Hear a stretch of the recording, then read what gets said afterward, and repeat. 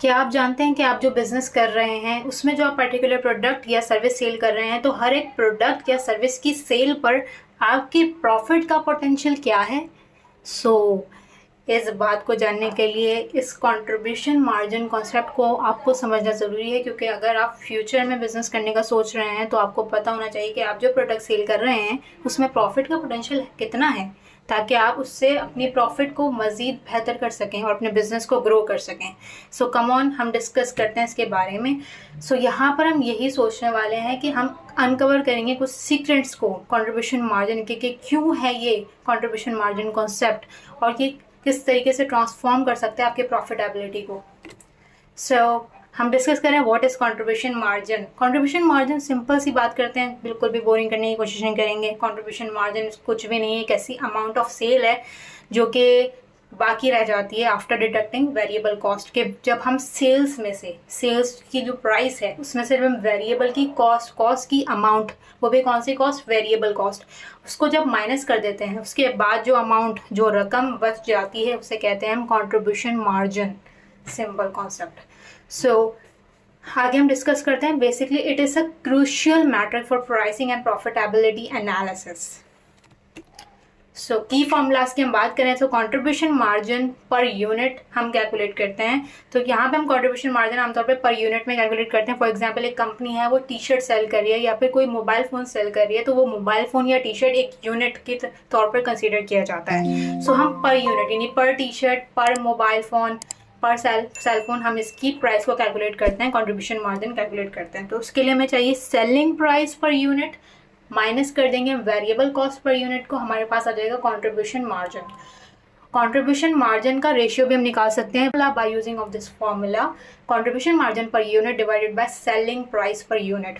आप सबसे पहले इस बात को समझें कि सेलिंग प्राइस वो अमाउंट होती है जो कि सेलिंग प्राइस, सिर्फ सिंपल सी बात करते हैं, सेलिंग प्राइस क्या होती है? सेलिंग प्राइस वो प्राइस होती है जिसमें ये दो चीज़ों का सम होती है, जिसमें आपके पास आपका प्रॉफिट होता है और आपकी कॉस्ट होती है। यानी कोई भी चीज़ है, फॉर एग्जांपल कंपनी जो टी शर्ट बना रही है उसको बनाने में जितनी भी कॉस्ट का खर्चा है, उसमें मटेरियल लग रहा है, ठीक है, उसमें जो भी रॉ मटेरियल लग रहा है, जो भी लेबर का खर्चा आ रहा है, तमाम चीज़ें जो भी हो रही हैं, वो तमाम कॉस्ट जो होती है उसके साथ आप अपना प्रॉफिट कुछ ऐड कर लेते हैं।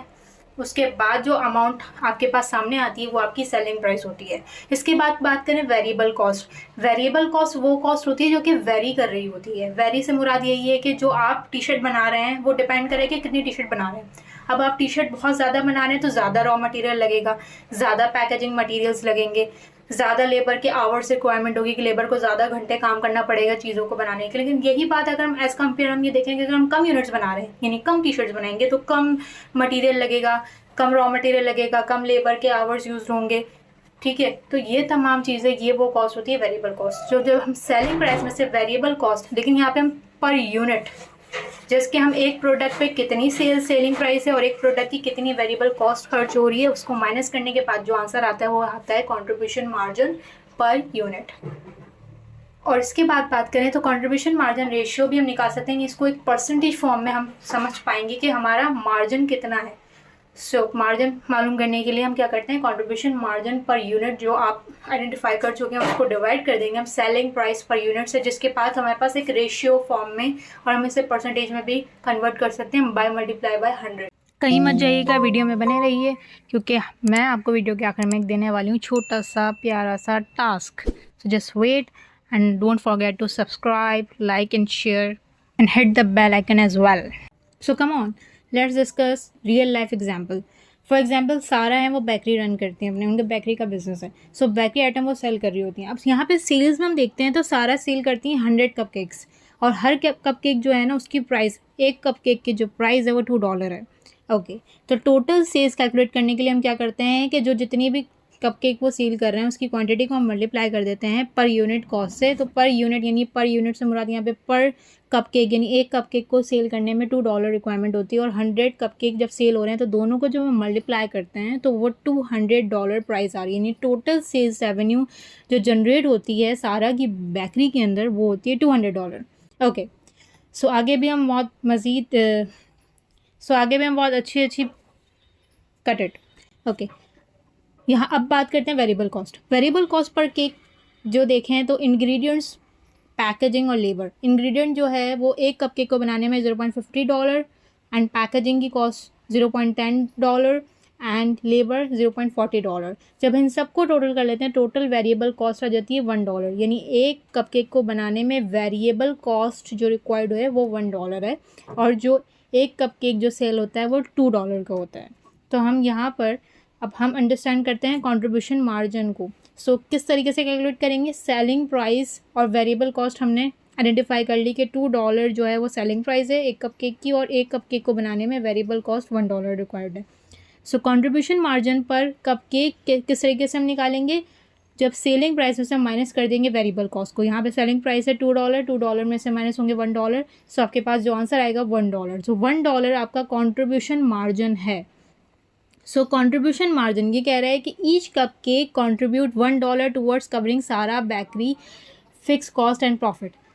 अच्छा जी, यहाँ पर मैं आपसे ये बात करना चाह रही हूँ कि जो हम मैनेजेरियल अकाउंटिंग के अंदर कॉस्ट को हम 2 हिस्सों में डिवाइड करते हैं। 2 हिस्से आपके वो होते हैं, मेन होते हैं, एक होता है फिक्स कॉस्ट और एक आपकी होती है वेरिएबल कॉस्ट। तो वेरिएबल कॉस्ट और फिक्स कॉस्ट के 2 टुकड़े किए जाते हैं। ओके, तो जब हम सेल्स में से माइनस कर देते हैं वेरिएबल कॉस्ट, और जो कंट्रीब्यूशन मार्जिन आता है ना, अब बहुत ये जो है ना बहुत इंटरेस्टिंग बात है, तो इस बात को ज़रा और सुनिएगा। जो कंट्रीब्यूशन मार्जिन होती है ना, उसमें 2 चीज़ें होती हैं, एक होता है आपका प्रॉफिट और एक होता है आपका फिक्स कॉस्ट। यानी कंट्रीब्यूशन मार्जिन की जो रकम आई है यहाँ पे $1, इसमें आपका प्रॉफिट भी है और इसमें आपकी जो फिक्स कॉस्ट है वो भी है। फिक्स कॉस्ट आपकी जैसे कि रेंट, ओके, अगर आपकी जो फैक्ट्री है वो रेंट पर है तो उसकी रेंट, या फिर जो है वो बिजली के जो खर्चे हैं, जो इलेक्ट्रिसिटी के और यूटिलिटीज़ एक्सपेंस एंड ऑल, ये तमाम चीज़ें, इंश्योरेंस आपने करवाई भी, वो तमाम, ये तमाम फिक्स्ड होते हैं।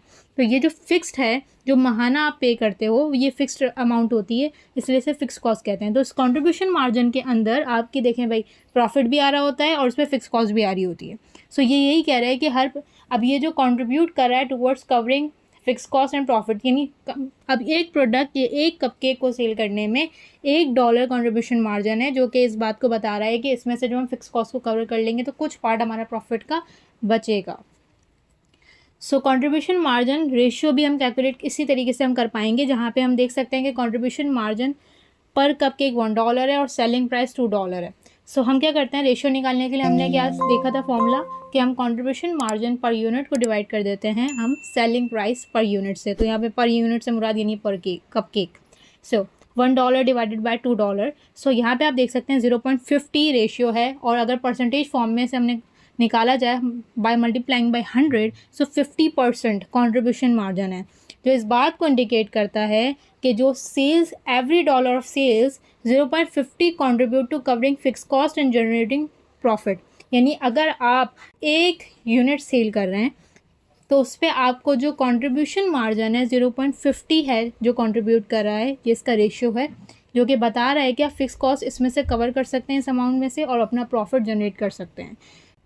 सो यहाँ पर मैं आपसे एक क्वेश्चन करना चाहूँगी, how can you increase your contribution margin, कि आप किस तरीके से अपने कंट्रीब्यूशन मार्जिन को इंक्रीज़ करना चाहेंगे, क्योंकि कंट्रीब्यूशन मार्जिन को इंक्रीज़ करना बहुत ज़रूरी है, जिसमें आपका प्रॉफिट भी है इंक्लूड। फिक्स कॉस्ट एक पर्टिकुलर पार्ट तक जो है जब वो कवर हो जाएगी तो जो पूरा का पूरा कंट्रीब्यूशन मार्जिन होगा वो आपका प्रॉफिट में होगा।